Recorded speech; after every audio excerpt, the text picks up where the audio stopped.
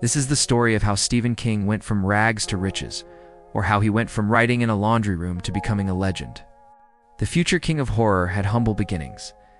He grew up poor, raised by a single mother. They lived in a trailer. Things were tough, but young Stephen had a gift. He could write.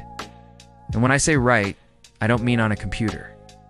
He wrote on an old typewriter, balanced on his lap in a cramped laundry room, the only quiet place in their home. He wrote about Carrie, a shy, bullied high school girl with telekinetic powers who goes on a rampage. When Stephen finished the story, he didn't think it was any good, so he did the unthinkable. He threw his first novel in the trash. His wife, Tabitha, being the smart lady that she is, pulled it out and said, "Finish it." So he did. Then he sent it to publishers, and boy, were they not feeling it. They rejected it, and they rejected it again, over and over and over again, more than 30 times. Stephen was ready to give up. But Tabitha, being the smart lady that she is, convinced him to keep trying. She said, "You're just a few rejections away from success." And she was right. One day, the phone rang.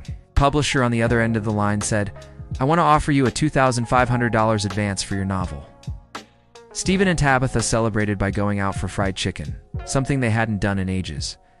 He went on to write The Shining, It, Misery, The Green Mile, Pet Sematary, and dozens more novels and short story collections.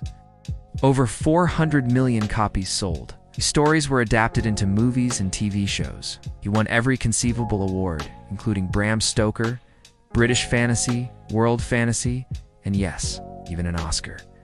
Stephen King turned his nightmares into a career and fear into fortune.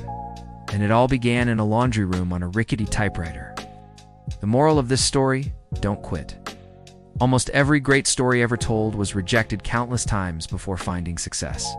Stephen King was almost one of those stories. Could have thrown his hands up after the first rejection or the 10th or the 20th, but he didn't, and neither should you.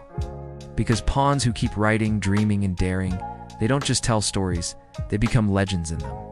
That's 1 minute. See you next time.